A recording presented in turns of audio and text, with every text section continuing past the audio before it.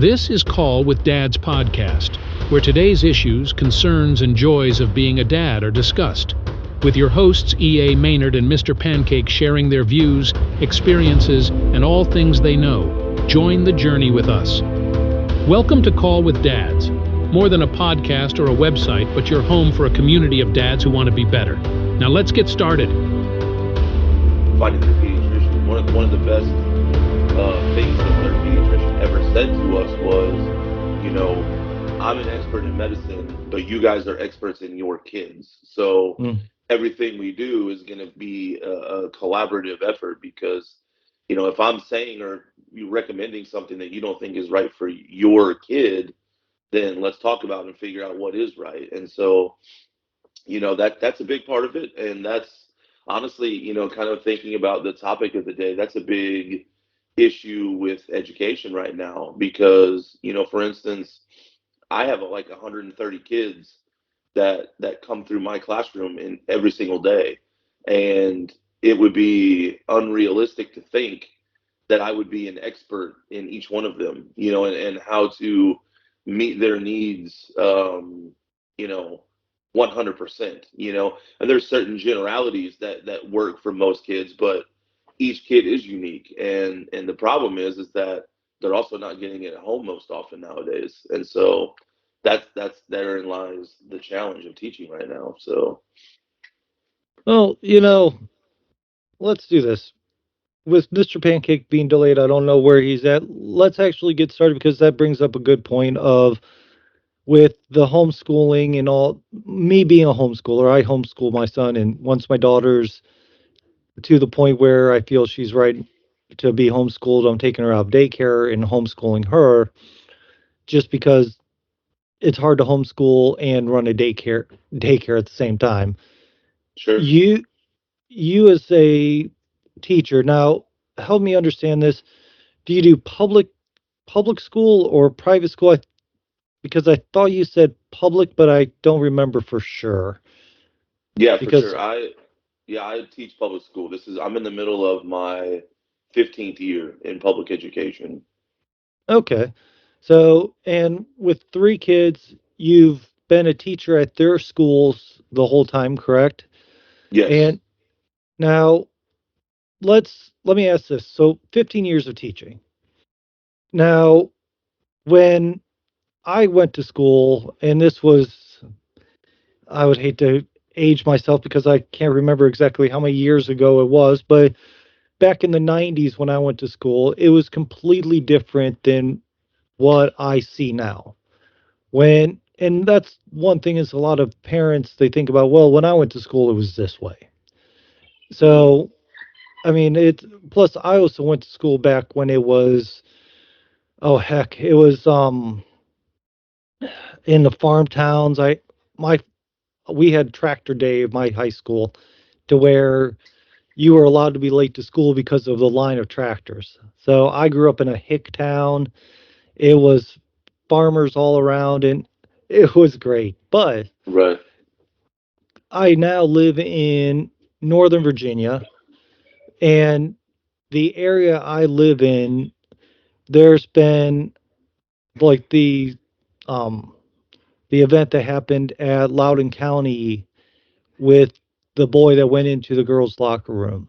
The fact Mhm. of even private schools, when my wife and I looked at private schools around here, are pushing books about gay, queer, all these things, and then it's just that whole concept of you have things to worry about with what your kids are learning in public school now.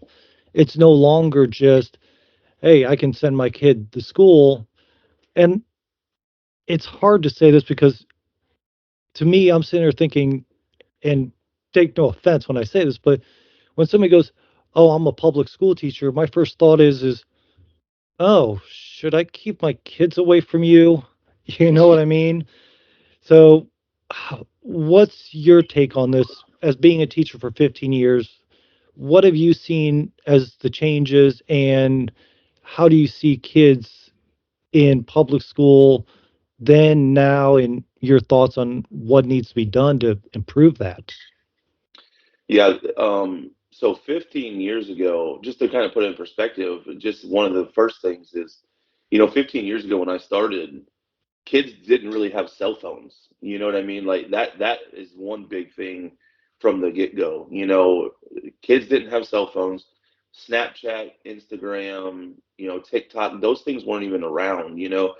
My first year of teaching was 2009, and I believe, like for example, the iPhone I think came out in 2007 is when it was introduced. So Yeah. to put that in perspective, like people didn't have smartphones. I mean, they were just coming out, but like most adults didn't even have one, much less, the kids yet. And so um, to just kind of put that in perspective, how much things have changed in such a relatively short amount of time, and since smartphones and since just the immediacy of information now with social media and even just with regular media. I mean, you can go on your phone and you can Google, any question you have at the touch of a button, basically. And what that has done, while there's a lot of benefits to that, what it's also done is it has given people a platform that they may or may not be ready to utilize. I wrote a piece last week about social media that you see all of these kids like 10, 8, 7-year-old kids, standing in the middle of the aisle at Walmart doing TikTok dances, and it's like, well, technically, if you go and actually read the age requirements, most social media platforms require you to be a minimum age of 13. And so Yeah. when you have these 8 and 9-year-old kids doing TikTok dances, you have to ask yourself, well, why? Why are you able to even do this if you're utilizing these platforms that you're technically not old enough to even have? And so that's kind of I think the climate that we're in now is one, there's information that is just readily available and probably in a lot of cases um, too easily accessible. And then the other thing is that from a parenting standpoint, there are so many examples of just the family dynamic changing, and we see it in the classroom. I mean, yes, there's like you mentioned, some of the agendas that are being pushed in public education right now, and even to an extent in private education. And there are Hmm. certainly those things. I mean, just like in any profession, there's always going to be some bad apples in every seed. I mean, you're going to find, not every doctor is, doing things the way that most would say they should be. Not, you could find banker. I mean, every profession is going to have some that are going to give the rest of them a bad name. My experience I've worked, just to kind of give context, I've worked as a teacher in 2 different states. I've worked for 4 different school districts. I would say 98% of the teachers that I've encountered or worked with have been great people that are legitimately doing their best every single day to try to help kids. Now are there some just bad people? Absolutely there is. And I would never try to, BS anybody and say that that's not the case. But my experience, like I said, 98% of people have been, good people trying to do their best. Some of the issues that I've noticed, and really what has kind of changed my mindset, has been, I got into education to try to help kids, and I mean, I think that's why most teachers do. But what I've kind of come to realize over the 15 years that I've been in it is that if we really want to make an impact, it's not the kids that we have to start with, it's the families. Because more and more I'm seeing, you know, kids coming from single parent homes, or they're not living with either parent, they're living with grandma and grandpa, or their parents were 15 or 16 when they had kids. We have kids having kids. And so what Hmm. that has created is an environment now where the kids that are in the classroom are not are not they don't have values, they don't have morals. And so what's happening is, like for instance, I'm an English teacher, and so I should be teaching reading and writing and those types of things, and I do. But I also have to teach respect and accountability because they're not getting those things at home. And so that's really a big part of the challenge. The other thing I think that a lot of teachers are having an issue with right now is the fact that teaching is one profession where a lot of the policy and the rules and regulations that are being decided by people who have never been in the classroom.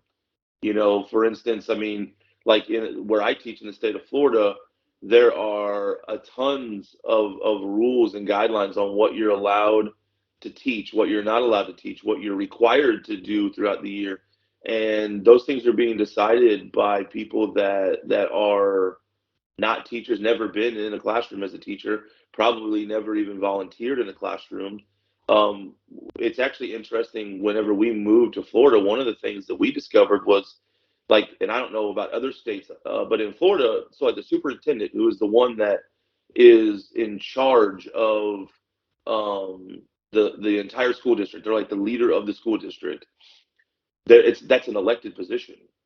So Right. like they don't have to actually have ever been a teacher, a principal, or any of those types of things. And so now, the district that I work for now, we're fortunate that our superintendent was a teacher, was a principal, and all those things. But I've worked at a previous district where the superintendent had never been any of those things, and so there's that poses a lot of challenges, when you have people that are making those key decisions and they've never actually run a classroom to know like what is feasible and what isn't. And so, like I said, it creates a scenario where, you've got kids that are more rambunctious than ever, that have less and less values than ever, and yet you're constantly getting new policies put on you that are making the requirements more unattainable than what they ever have before.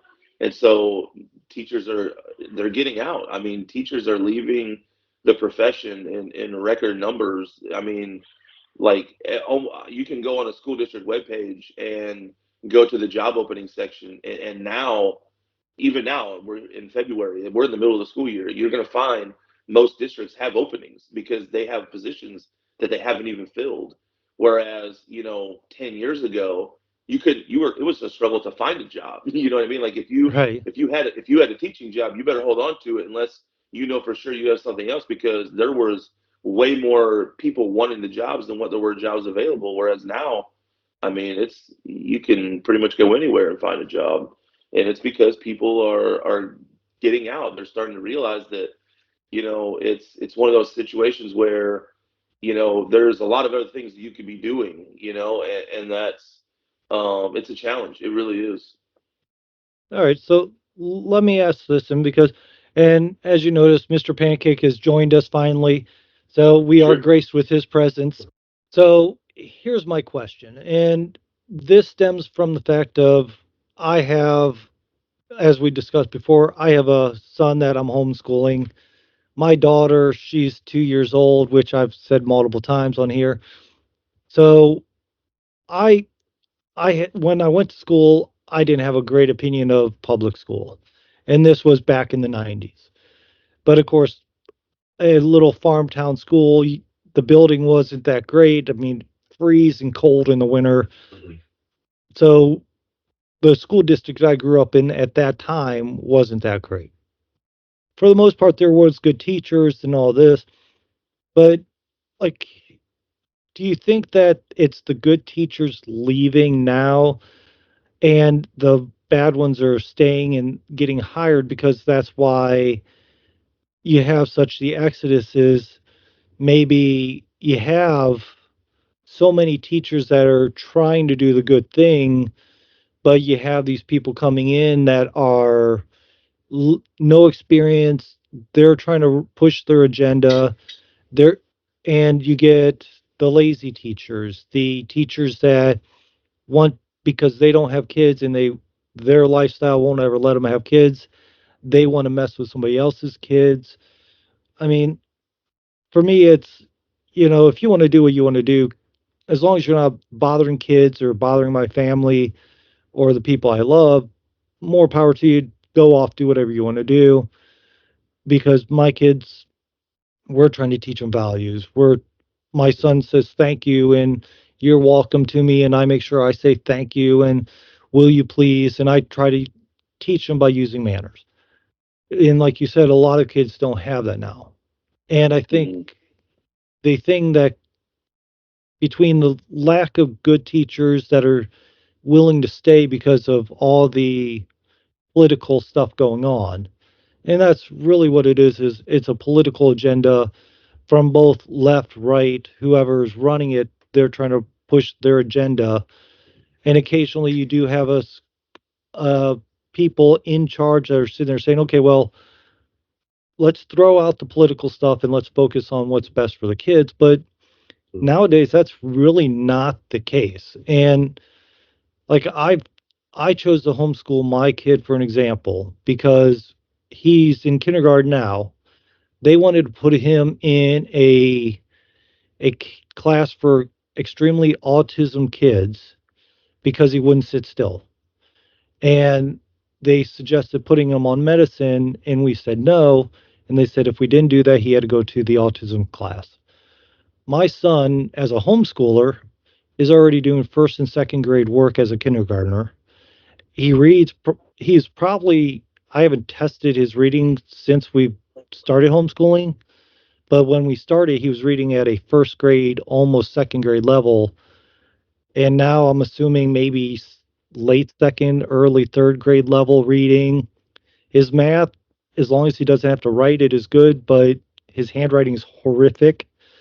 I mean, but I can't say anything. I always joke his handwriting is as good as mine. So, That's how but mine is.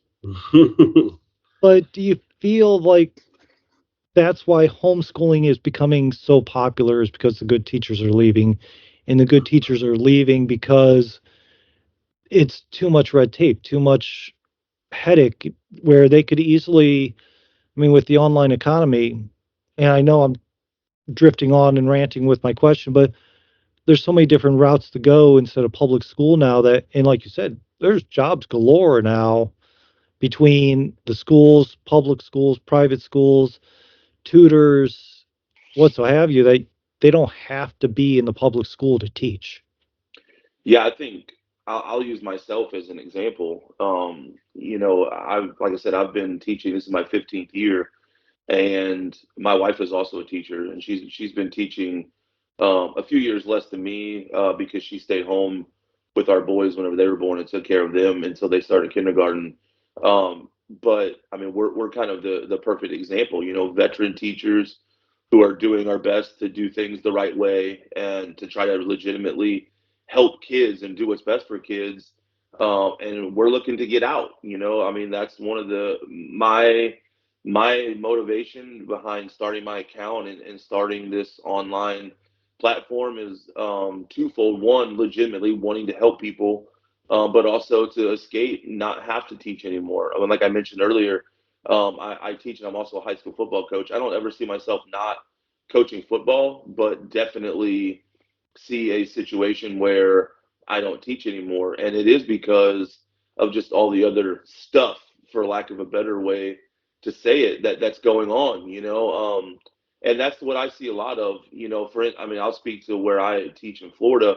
It's to the point where they're offering like sign-on bonuses to people who don't even have teaching degrees. Like you can teach in a public classroom without a teaching degree. Like you can have gone to school and majored in, whatever, business, economic, whatever it is, and get into the classroom if you have a degree of any kind.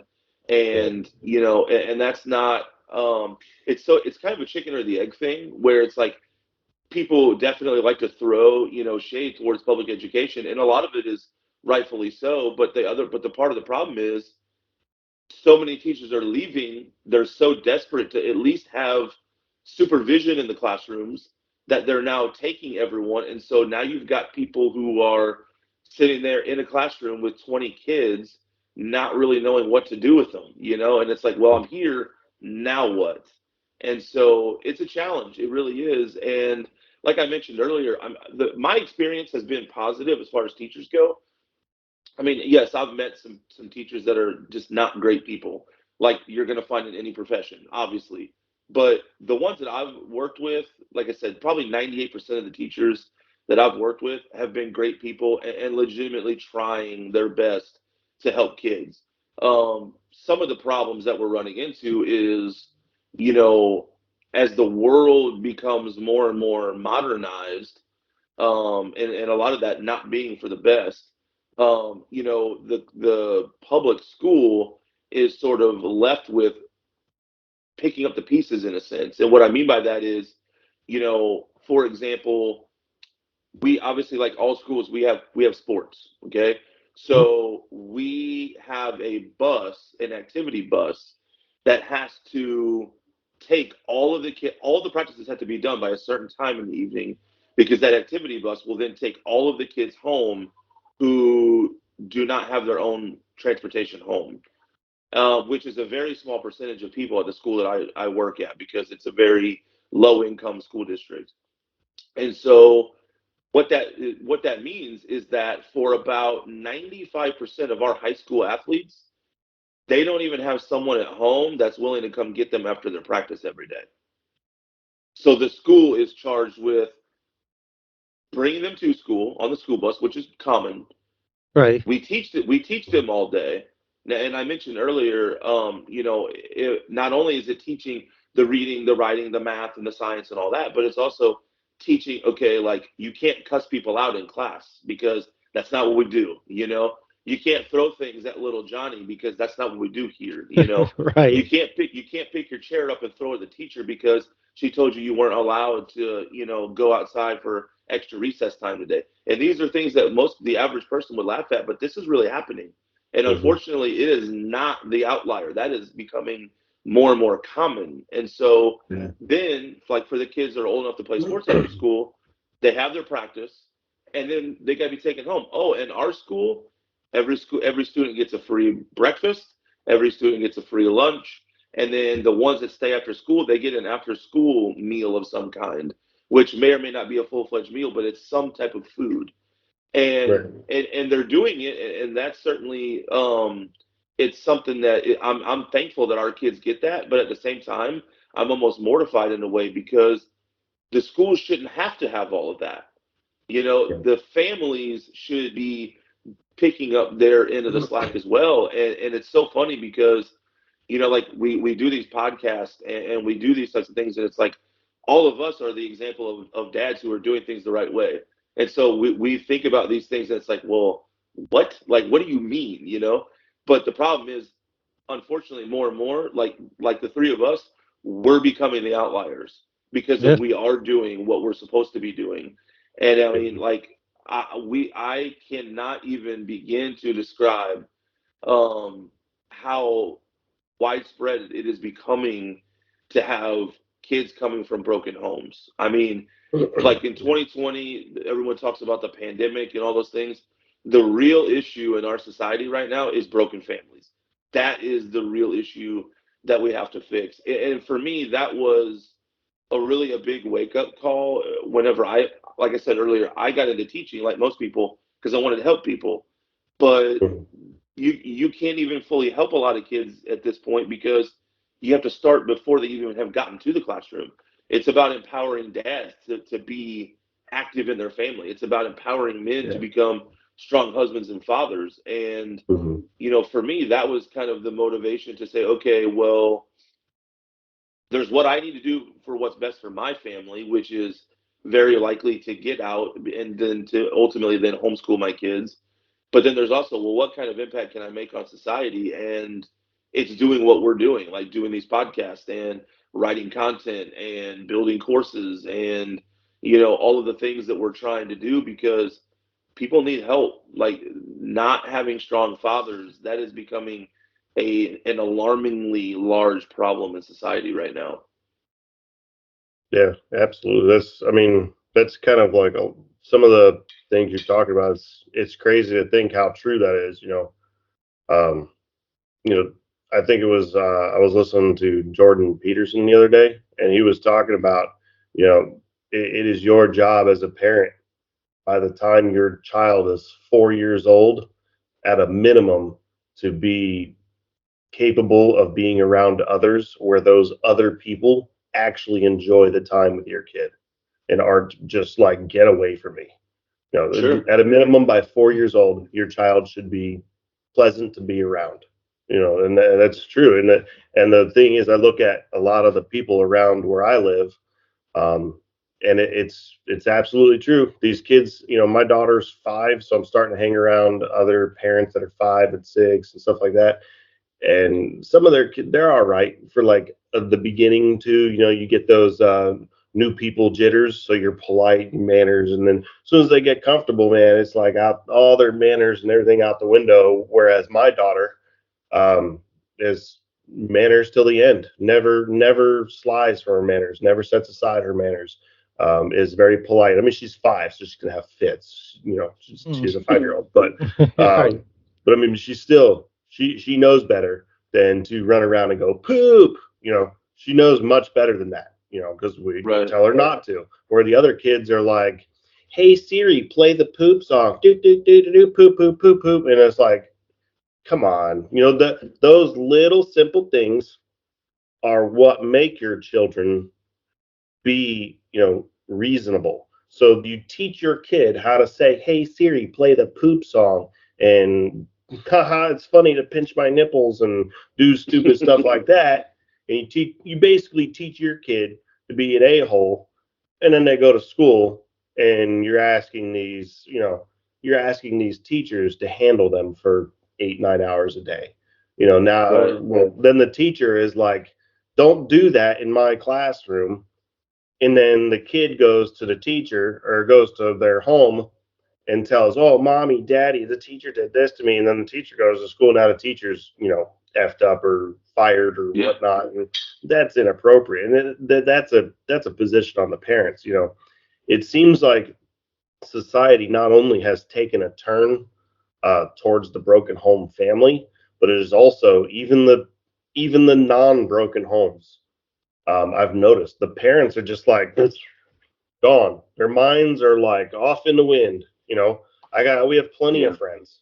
The husband, my daughter goes to a very Christian, very conservative school. I mean, the only reason we go to this school is because it's one of the top 5 schools in the country. The entire nation is like top 5. This is the only reason she goes to this school, and it's very Christian, very conservative. They teach actually in their curriculum. They teach the Constitution. They teach about capitalism. They teach the reasonings of socialism and communism, how they don't work, and they explain a lot of that stuff. And they teach that stuff, and a lot of that stuff is very important. But even parents from that school are like, one of the dads we hang out, cool guy. I go hang out with him, and we bring our kids together to the park and stuff like that. But I mean, he's around all 3 of his kids, and one of them's at least as old as my daughter, and he's F this, F that, so on and so forth, S this, S that, and I'm like, okay, I mean, I'm not gonna go telling him what to do or nothing, but come on, that's how that starts.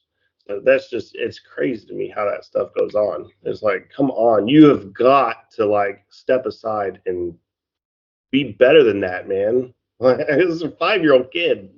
Yeah. It's one of those things where, I mean, as husbands and fathers, like, we're leading our family, and whether that's good or Right, bad, exactly. we're leading. People Yeah, forget that there's such a thing as bad leadership too. Leadership is right. not always positive.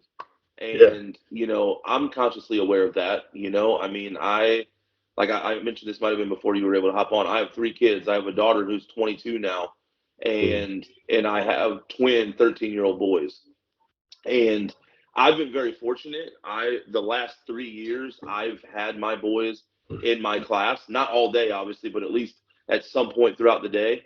And I mean, and my kids are not perfect by any means, but I mean, they're Right. good kids. Yeah.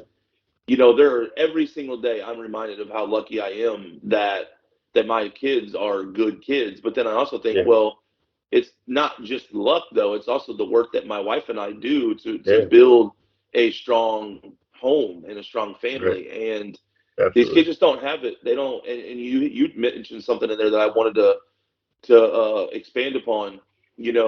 When the kid goes home and complains to mom and Mhm. dad, and then mom and dad wants to be mad at the teacher. That's a big change in what's happening. When I was growing up, I did not get in trouble, not because I was, the best kid necessarily, but I was terrified that they were going to call home because I knew that my parents would not put up with that. I mean, my parents were those people. If you're going to behave anywhere, you're going to behave in public. You're not going to be at school or be at the store and make a fool of yourself. Absolutely. Like, because there was going to be accountability, and teachers were entrusted with that. With your, they were. It's like police officers. They're entrusted. We provide them the entrustment of the public. We give them the power to, and entrust them with the power to police us. It's the same thing with teachers. What are they there for? You trust them to handle your kid, teach them not only math, but maintain their presence in the classroom as a polite child and manners. So, and even like a safety, and even from a safety standpoint, absolutely. just like with police. I mean, if Johnny's throwing a fit, I mean, and I teach middle school, so fits are relative to age, but if Johnny is throwing a fit, well, little Susie's parents are trusting that I'm going to keep her safe, Right. And in order to do that, that might mean that I have to treat Johnny a little bit differently than what you do at home.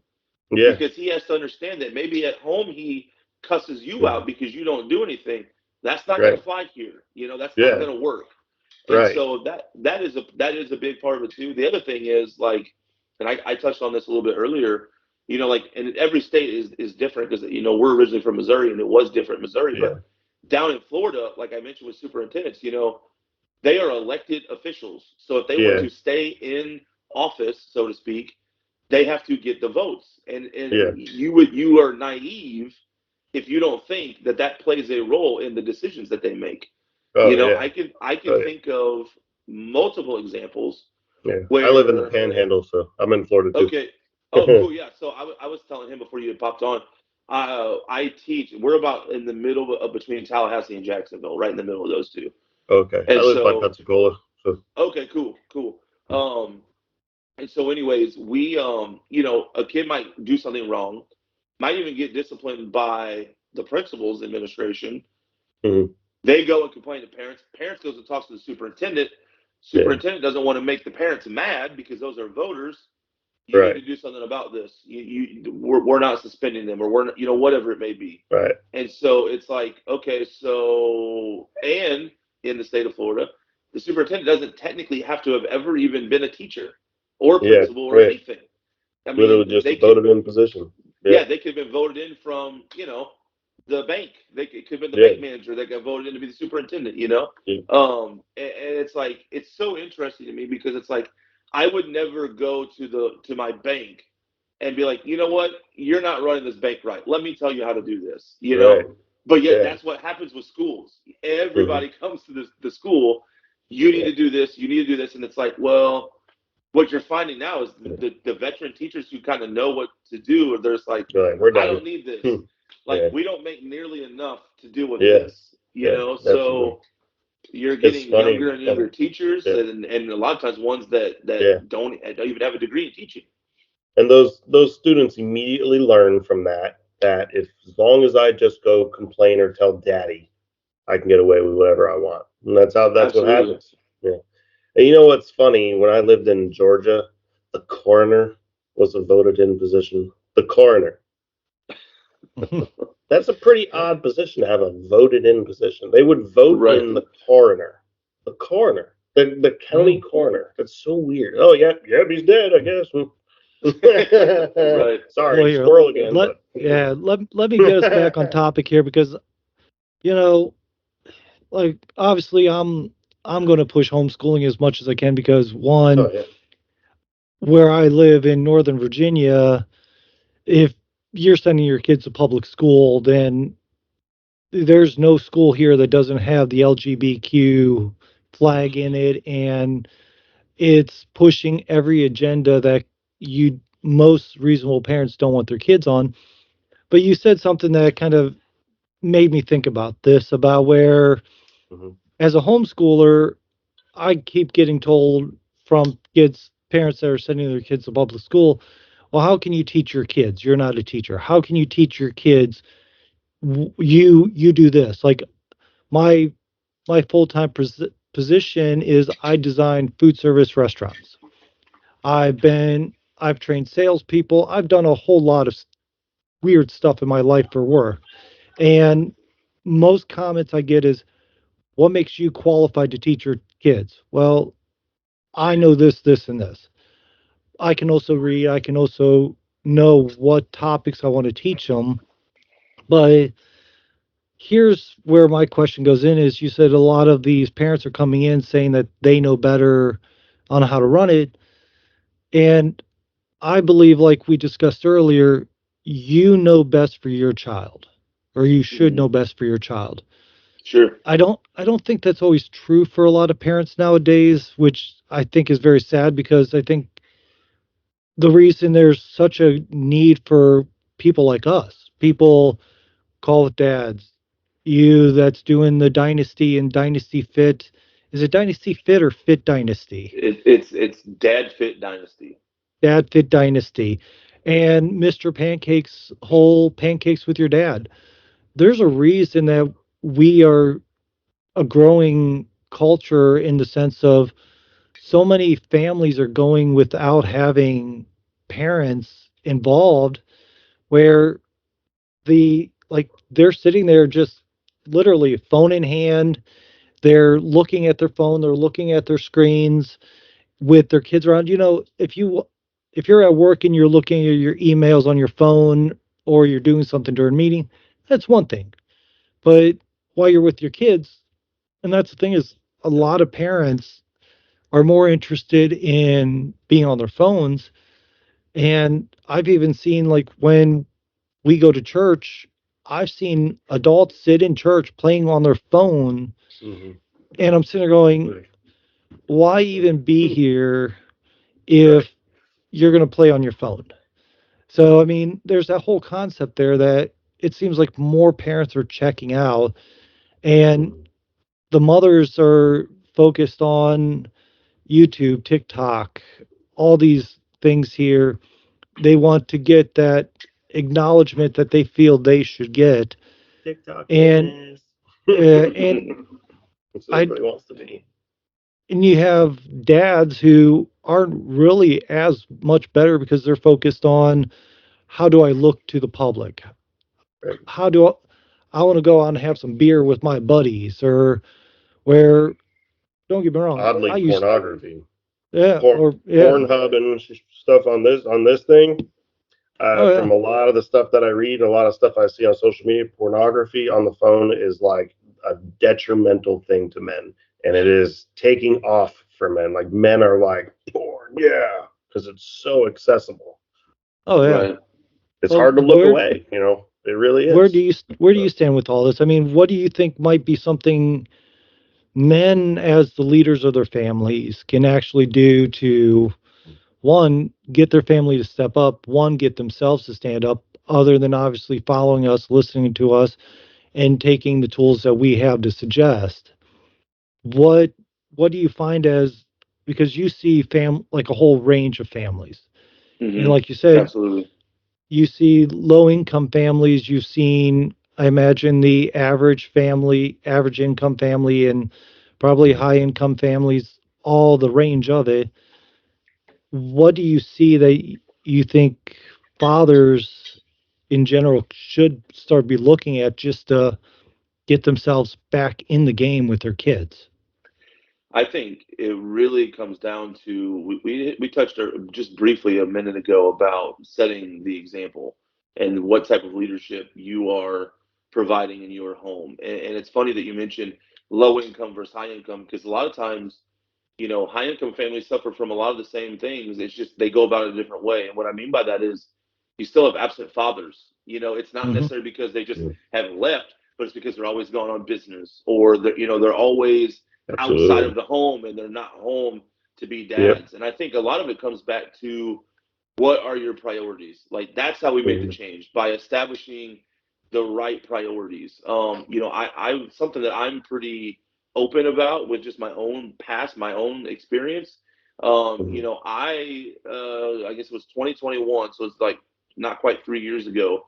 Um, I was kind of that absent father, not because I was not at home, but like physically, like I had allowed myself to get so unhealthy that I was, you know, just not a good husband and father. I had allowed myself at one point to get up to almost 500 pounds and just was not living a healthy lifestyle at all. And it Mhm. affected my marriage and it affected the relationship I have with my kids.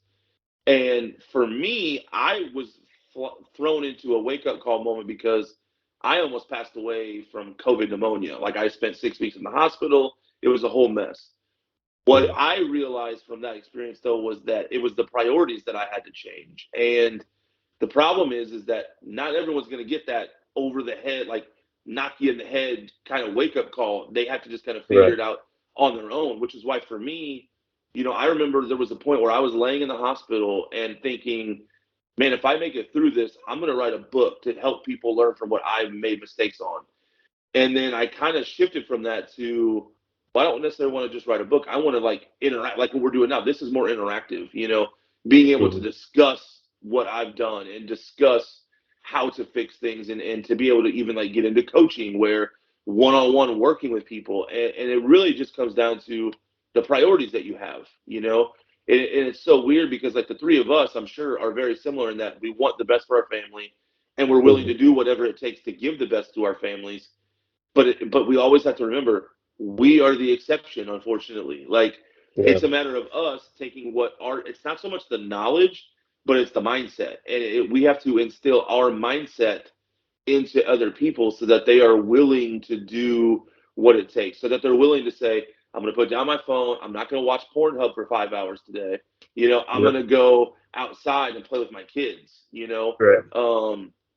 One of the things in my house, my boys are 13, so they're a little bit older than it sounds like your guys' kids. My Right. boys, they work out with me. They are my workout partners. We have Right. a little. I'm technically in our little spare bedroom right now, sitting on our weight bench. That's what I do the podcast and stuff on. That's what I have. And so like we've got different dumbbells and we've got a weight bench and we work out together. There's days where we will also like I have the benefit of the school gym where or the school weight room.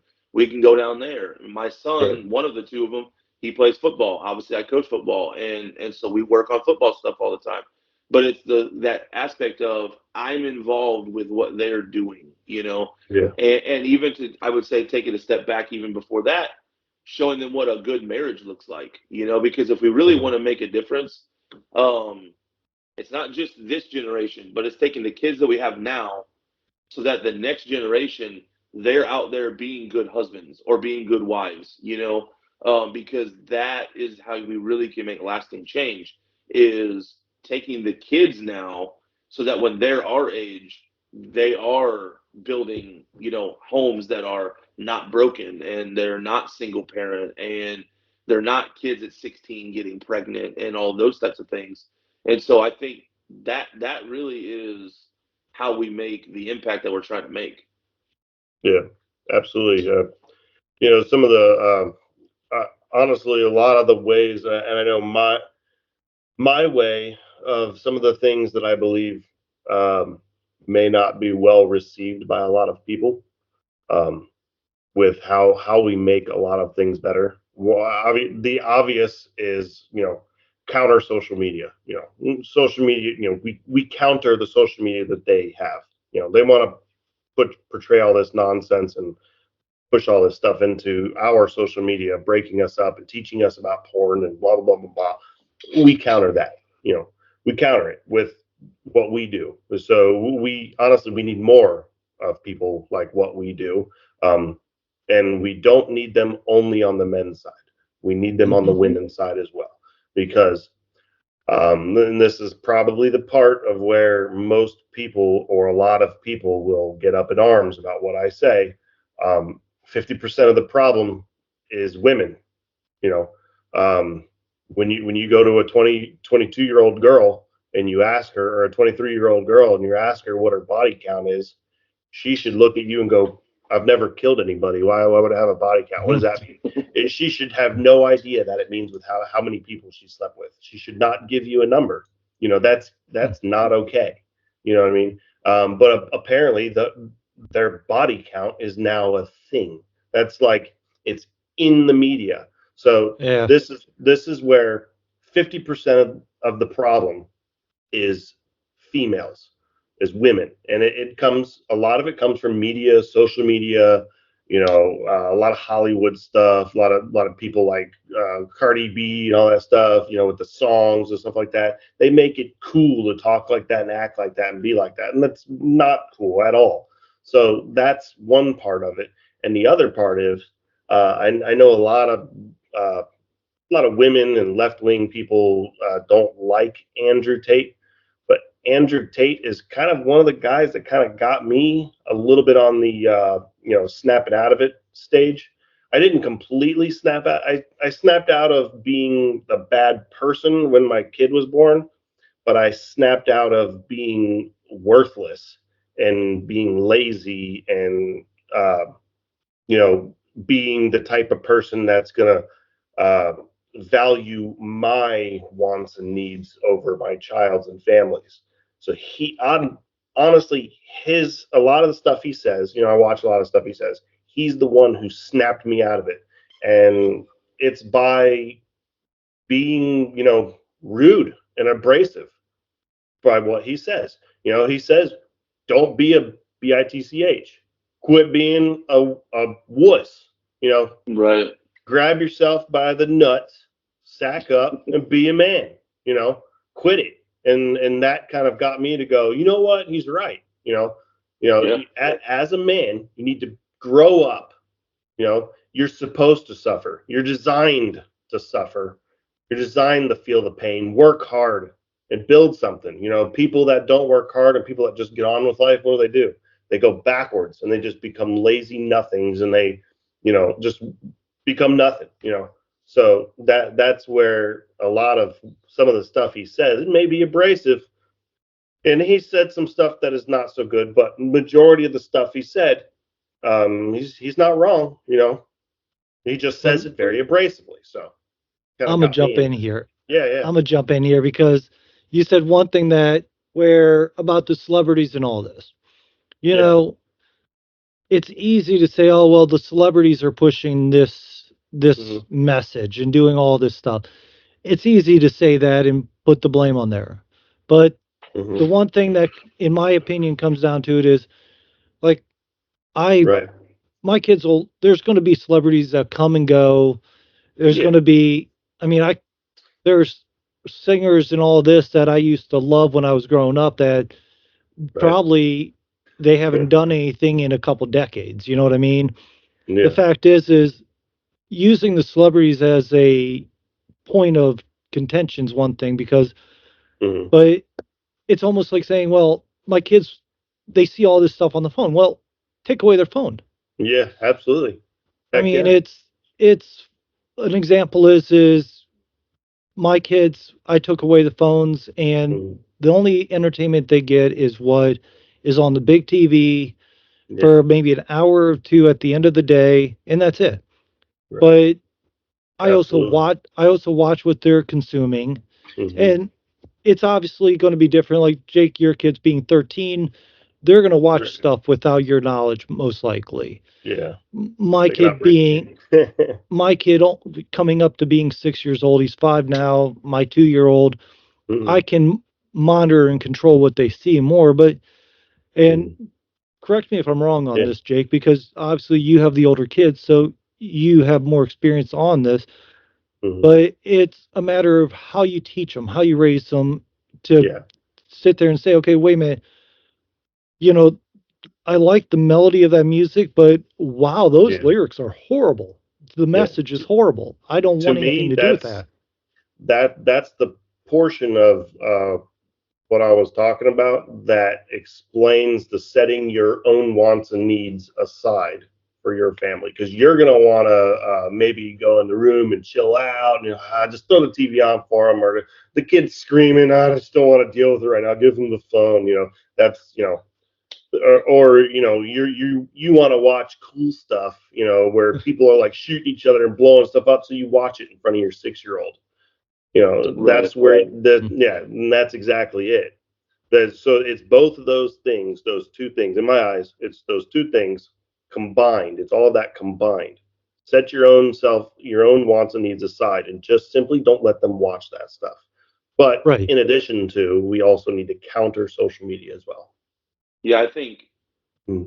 there's no realistic way to guarantee 100% that you're going to just shield them from everything. Right. Right. So like you were saying, the key is you have to instill the morals and the values so that they know Hmm. when the time comes that this is not something that they should do, even when maybe all their friends are. Yeah. I'll give you a couple of examples. We've moved around a fair amount because of, well, one, we decided to make a whole family, move from Missouri to down to Florida because, Hmm. my wife and I got married on the beach in Destin back in the day, and we'd always talked about moving back down here, and we finally decided to. It was the year that our daughter was graduating high school. Our son, who at the Hmm. time was going through cancer treatments, he was done with all that, so he rang the bell all right within a month. So it was just kind of like, hey, if we're going to do it, let's do it. So we've moved. And so one of the things, obviously, to try to help our boys stay in contact with their friends that they've met from different places, is like online video games. We let them Hmm. play sometimes. We don't sit there and let them binge play and all that, but they do play because that's a way for them to stay in contact with their friends, especially the ones that they don't see all the time anymore.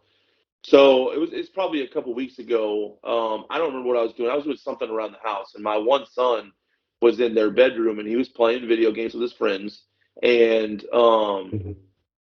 they were talking, and the other kids were like saying a bunch of inappropriate stuff and all this type of stuff, this thing, Hmm. and I could hear, and I was listening, and my son, he said something that was like he knew that he shouldn't have said, and I went in there, and I jumped his, and I was like, all right, like, what do you think you're doing? And he's like, and he immediately was apologizing because he knew, like, he knew what he said was wrong, and so he was like, I'm sorry. He's like, I know that I shouldn't have said that. I was just trying to fit in, and he said that, and so that was the trigger. I was all right, and so I told him, I was like, I get it. I was like, but here's the thing, they might do that. That's not what we do here. We don't do that in this family. And I told him, I said, if that's what you have to do to fit in with them, then those aren't the people for you. And he was just like, I know. And he was like, and he hasn't, and that was a very outside of character thing for him. He got caught up because, like, no kids are going to be perfect. And no matter Yeah. how Hmm. much Yeah. we try to instill things, they're going to make mistakes. But the Yeah. key is, I wasn't binge drinking or in the other room watching porn on my phone all Right. night. I heard what happened, and I was Got it. immediately in there, and I caught it, Yeah. and I called him out on it. The other example, and I've made a post about this on Twitter before. So our daughter is 22. She still lives in Missouri. She lives with her grandma, Hmm. and this is a few months ago. We got she called my wife and I. We had like a group chat or group call or whatever. And she was like, whatever they call it nowadays, where they're not dating, they're talking, or whatever it is. I don't exactly get it, but so she's Right. she's like dating this guy or whatever, and she said, she's like, yeah, I dumped him. I'm not with him anymore. I was like, okay, well, why? Like, what happened? She's like, he was always calling me when he's supposed to be at work, and he was late for work, and I would tell him, like, well, aren't you supposed to be at work right now? And he's like, oh, it's all right, it's no big deal. She's like, I can't date somebody who has a bad work ethic like that. And Yeah. it's like, Mhm. that That's as a good. dad, Good. Heck yeah. yeah, like Yeah. as a dad, like that's everything. It's like, Yeah. so she doesn't live with us anymore, but the values and the morals that we and the standard that we have given her, it's gone with her. Is Right. she perfect? No, she's not perfect, but Yeah. she's getting there. She called us yesterday to tell us how proud she was because she built a bookshelf by herself. Heck And Nice. yeah. I was like, well, man, that's awesome. I'm proud of you. And she was with one of her friends. She looked at her friend and was like, see, all I need is for my parents to tell me how proud they are of me, and everything's good. Like Yeah. that's a lot of times Right. that's all they need. And so Right. whether Yeah. they're 13, 22, kind of my I guess my, not really a harsh take, but my quote unquote harsh take is you see all these people posting about you only get 18 summers with them. I think that's completely stupid. Like, I'll just say, Yeah. like, I don't Yeah. agree with that at all. To say Right. that when they turn 18 that your job as a parent is done is complete Right. nonsense. Yeah. Our daughter is 22. She still talks to us almost every day. Maybe not every day, but almost every day. Yeah. You know, I don't. I got Snapchat because of her. We send each other stupid Snapchat pictures all Yeah. day, and I've even now gotten to where like she at her job, her coworkers are always wanting to know when I'm gonna send her the dad joke of the day. You know, like that type of stuff. So it's like, Yeah. you know, that's one thing where it's like your job is not done because they turn 18, and Right. like, and I know some people are Never. probably positioning it that way just because they're trying to make it look catchy, but it's like you don't only get 18 summers, and anyone who says you Yeah. do, they either are lying or they just don't get it. Yeah. So, you know, it's a constant, you know, thing. Hmm. See, I think part of that comes also with the mentality of this whole I'm gonna be my kids' friends. Yeah. Because Right. I mean, and I've made this point, and I've written an article that I put on the Call with Dad's website. I posted it on social media everywhere I can. In fact, I'll probably do it again just because I like to drive this point.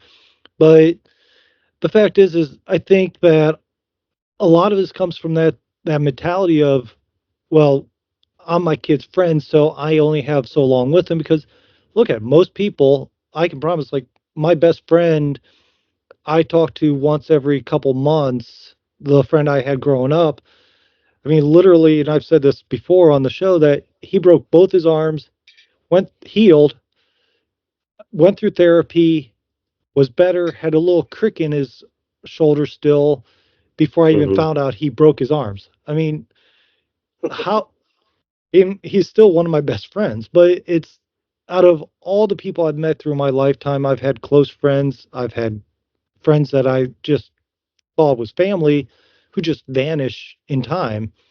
And friends, the concept of friends, they're not permanent mostly. You have some friends that are permanent, but when you think of your kids like your friends, one, that seems creepy that you want to be friends with a little kid. Yeah. But just taking that out of the picture, if you treat your kid like a friend, you're not going to discipline them because you don't discipline your friends. You don't steal your friends' values. You influence them and you do all this. And I think this gentle parenting is, from what I'm hearing, is being called, where you talk to your kid and you don't raise your voice to them and all this stuff.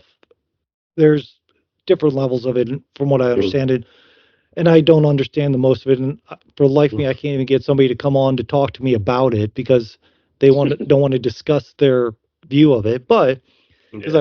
I've reached out to parents about it. But Too many people are ashamed because, well, when you call them out on their BS, it's like, oh, well. that's kind of the thing, is everybody wants to be friends. And like I said, Yeah. we've had this discussion before. And Jake, let me ask you this: how many friends that you had in high school? Did you have a lot of friends? A couple friends? Yeah. So no, I played sports. I was pretty popular. Like I was the prom king. All And right. so, and with Nice. that being said, though, like no, I don't. Outside of like, I mean, Facebook friends, Right. I don't really have anyone from high school that I would say I talk to regularly at all. I mean, there's a Yeah. couple that I might throughout the course of the year I might text like once or twice. Most of Right. the friends that I've made that I stay in contact with are people that you know I've met since getting into my career. Most of which fellow football coaches, you know, Right. Right. and then also a couple of the people that I've met online that I've really connected with are people that I talk to every day. Like I've got Hmm. a couple of people that I work with online that I literally, in some fashion, either through text or DM, I literally talk to every day. Hmm. Because Right. they've not only become people that are online, but they become friends. But yeah, from high school, no, I don't really talk to anyone that regularly at all. So my point of that was simply, if you're trying to treat your kids like friends, then you're looking at it as soon as they get out of high school and get out of the house, they're gone. Yeah. Now, my mom, my stepdad raised me. My biological dad, I made this comment where he was more focused on work, and I was like a second thought. So I wasn't even sure if I was the second thought kind of a thing. My mom and stepdad, my stepdad, he made sure he made it clear, I'm not your real dad, but I will whoop you if you, or I will put you straight if you get out of line. And I wasn't scared of him, but I knew if I got out of line, I was going to be scared. My mom, on the other hand, whooped me. She beat me if I got out of line. She held me down to the floor and put soap in my mouth for cussing. I mean, and at the time, I would have said that that was uncalled for. Now, I definitely deserved every bit of it I got. I can look back and say, wow, I was a jerk. Yeah. My mom's also one of my closest friends, other than my wife, because I still talk to my mom. We have that connection, we have that bond. And she wasn't worried about me being her friend. She was worried about me becoming a good person. And I think that's a lot of where this 18 summers comes from. So it's, hold on one second. I have to get this cat out of here. Pause. If anyone's watching, they can see. In the audio, I'll have it cut out. But the fact is parents are so focused on being friends that my mom and the generation, most of the generation that raised the kids I knew were right there and had no fear of whooping the kid's butt or putting them in their place. And I'm not saying every kid got spanked, but the kids that I've known that hasn't been spanked, the ones I know, they're not doing too well, or their level of discipline is, the ones that done well without it are the exception and not the rules. But those were also lazy parents, which I think is becoming more and more of a thing now, where it's laziness parents. The let's be friends is part of laziness instead of disciplining. Let's be lazy and just be their friends. Oh, they want to watch that show? Sure, why not? Oh, it's rated R or rated mature? Sure, why not? Instead of saying, no, you're not jumping off a 10-foot cliff because your friends are. You're not, parents need to set the rules. They need to be the bad guy. They need to be the good guy. They need to be the parent. And I don't know. I mean, am I off on this or? No, I mean, to me, a lot of parents these days, I mean, I would say, me and you are more along like an exception compared to majority of the parents. Jake, you're probably more along the lines of what normal parents are because your kids are of appropriate age as you are. I'm 40 and Eric, you're 44. What, 44? Yeah, and our kids are young. So we are, I would consider an exception to society. Majority of parents start parenting around the early 20s, mid 20s, right?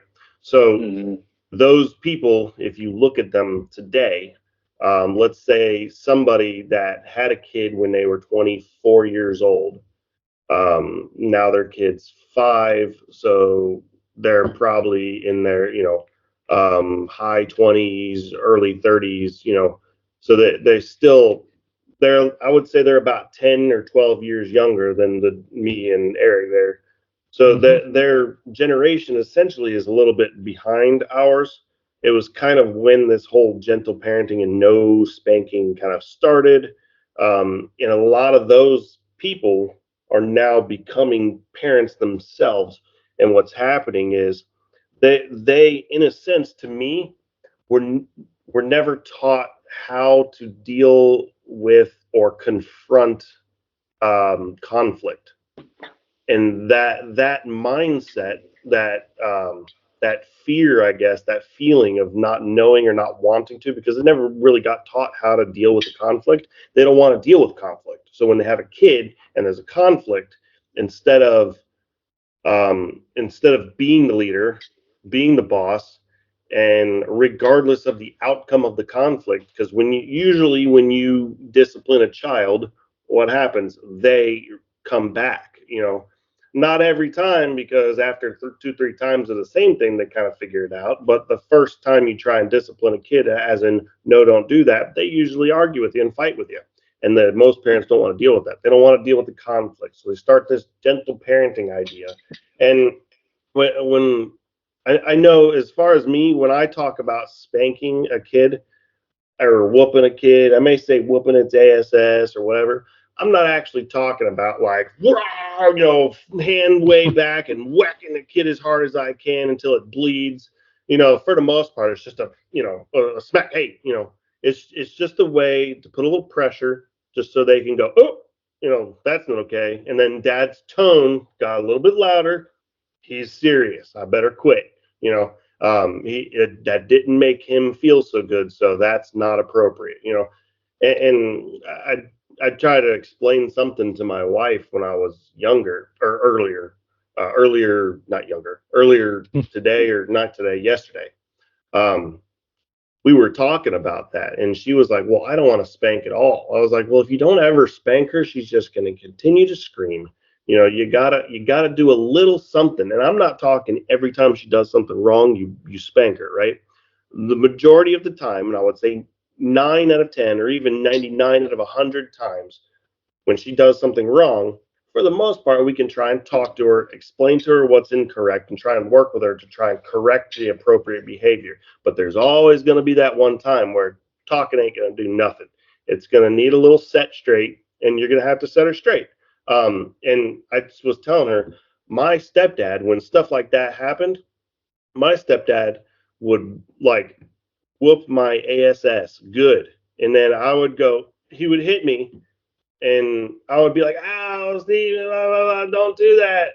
And he would say, you better hush your mouth and go do what I told you to do. And I'd be like, no, you just let me, and he'd be like, whap, again. And he kept doing it until I shut my mouth and went and did what I did. And I told my wife, I was like, that is wrong. Mm-hmm. I'm not going to sit there and whoop on my daughter until she does exactly what I tell her to do. It'd take me 15 times. I have to hit her 15 times till she finally gets it. I told her, in my idea of a spanking, especially a 5-year-old and especially a female versus a boy, it's a boy, mm-hmm. whether we like it or not, can take a lot more than a female. I'm going to probably take my hand and I'm going to a little smack on a tush, and I'm going to grab her by her arm, and I'm going to walk her to her room, put her in her room, and close the door. And I'm going to say, don't come out until you can behave. And that's the end of it, as far as I'm concerned. She understood the scenario. So that's kind of my idea. I feel like just parents are too afraid to do that because it's a conflict and they have to deal with it. They essentially have to be the boss, and they don't want to have to. They've never been taught when they were kids how to do that or how to be. I mean, I don't know. Am I off on that one? I think and this is, of course, my point of view of it. And I think it's a matter of it's extremes. People, on everything, people are taking everything to extremes.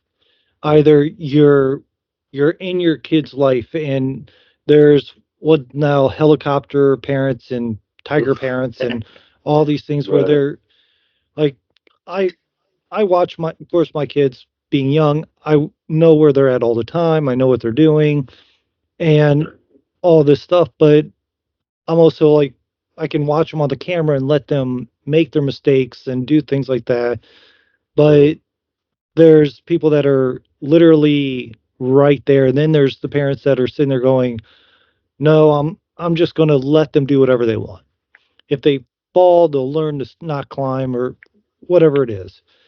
I think with spanking, it also is, you have the extreme issue with that as well, where you have people that are so frustrated and angry that they're not filtering when their kids do something. It's not their kids that they're really that upset with. It's their boss told them they need to straighten up. It's their wife telling them, hey, you need to take out that trash. I shouldn't have to tell you. It's having to clean the dog's butt every time you take it out for a walk. It's all these weird things that just boil up. And these people don't know how to release their anger. They don't work out. They come home, because it's been shown, if you don't exercise, if you don't, and I'm not saying you have to run a marathon and lift 250 pounds with 30 reps or whatever it is, that's these people, these influencers are trying to make you think. Go outside, walk around the block, get outside, do something, download an app, work out, and then get away from porn, because porn is shown to increase the level of aggression on people.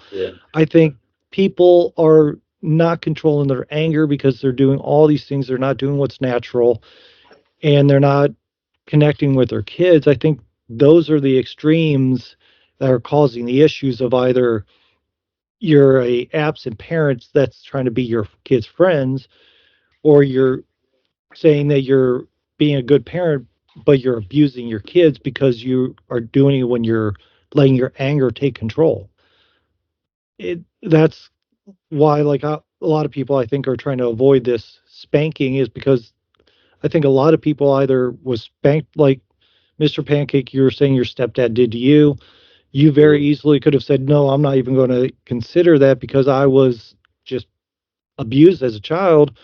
Or you could have gone the other way and been like, this is, I turned out okay, so I'm going to do this. It could have gone either way, like I said. And I think parents, in anything in life, you need to learn where the medium is. You need to learn to control your anger. You need to do things to make yourself healthy so that you can take care of your kids properly.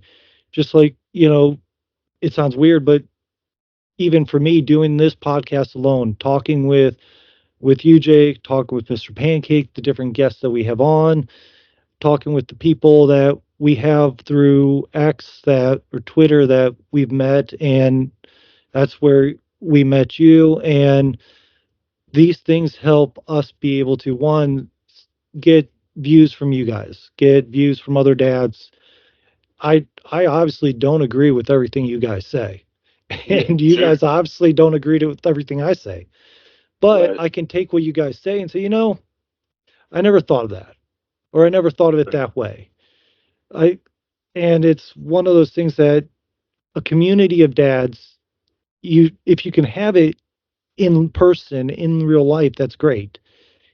Like me, I don't have that opportunity with how my wife and I moved a lot. We only have our neighbors as friends. All of our families are 8 hours away from us. So for us, our online community is the community we attach to quite a bit for different things. And we, with that community, that's what helps us be able to figure out what we need to do, because we can then see what other people are doing. I mean, so my whole long rant and babbling, I guess, comes down to people need to figure out where the right place for them to be is, and kind of find that community that they can latch on to be able to. And you don't always want a community that you agree 100% with, because that's just an echo chamber. You need. don't. Yeah. So go ahead. I'm sorry to interrupt. Go ahead. Let me hear what you think. No, I was just gonna say you don't want to always just surround yourself with yes men, for sure. I mean, you need people that will give you a perspective that maybe you can't see on your own. And like you said, that doesn't mean you're going to agree with all those things, but at least, even if you don't agree with that, it might lead you to something else that you didn't think of, that you come to realize. For us, like when Barrett and I created the Dad Fit Dynasty, of course, like my account, the name is Dad Dynasty. His was like Dad Fit Coaching, and so we combined them.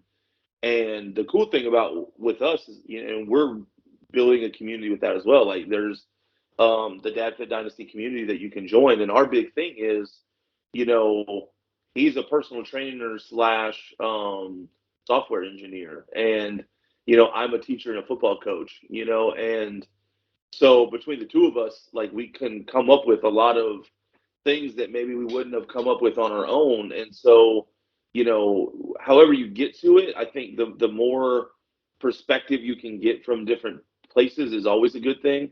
And I know, like, for me, the people that I encounter in real life, they are really not on the same mission that I'm on. That's for sure. You know, the people that I find in real life, I mean, and not that there's anything wrong with them, but like one of my best friends from Missouri, we're hosting a men's retreat this summer. And I was telling him about it. It's like, we're going to go we're going up to the mountains in the Catskill Mountains, and we're going to, you know, we're going to go on hikes, and we're going to like do some cold plunges, and we're going to sit by the campfire, and we're going to grill steaks and just do a bunch of manly stuff. And, you know, and he was like, well, that's a lot of that sounds good, but man, going for hikes and stuff, he's like, I don't know about that. And it's like, well, you got to push yourself, you know, and it's just like the average person is not necessarily interested in pushing themselves. And so I think that, you know, finding community, even if it is online, that's how you do it. You know, that's how you can really figure out, you know, where your strengths are, but probably more importantly, where your weaknesses are and how to fix them, you know. I mean, and that's kind of the cool thing about, you know, I mean, you guys know this, like having a partnership, you know, like you're going to be able to fill in the blind spots for each other. And, you know, and I write a lot about marriage with the content that I put. It's the same way in marriage. It's no different, you know. Right. If you found someone that had all of the exact same strengths and weaknesses as you, I always equate it to like a strainer in the kitchen. You're going to have holes in your marriage if all of your strengths are the same, because then all your weaknesses are going to be the same. And there's not going to be a way to catch those. And there's going to be stuff that slips through the cracks. And so, you know, it's so important for growth to find people that can give you, you know, different perspectives and also help you in those areas too.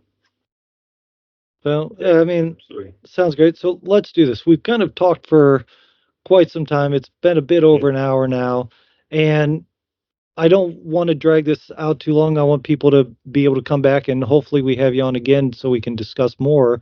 Sure. But where do you want people to find you? If we're going to have the links for everything in the description, but where do you prefer people to go if they want to ask you questions, if they want to find you or what so have you?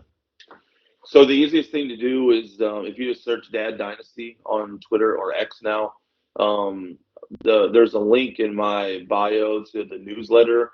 If you go to that, that's also how you can link to like the podcast that we host through the Dad Fit Dynasty. And then also, if anyone ever wants to reach out through DMs, they can book like a call with me through my Cal account. And then our website is just dadfitdynasty.com. So that's going to be where you can find more information about the retreat that we're hosting this summer. It's July, I think the 5th through the 8th, if I remember correctly. And then also some of the other stuff that we have in the works. We're co-authoring a book right now, which is it's called the Dad Fit Dynasty Manual.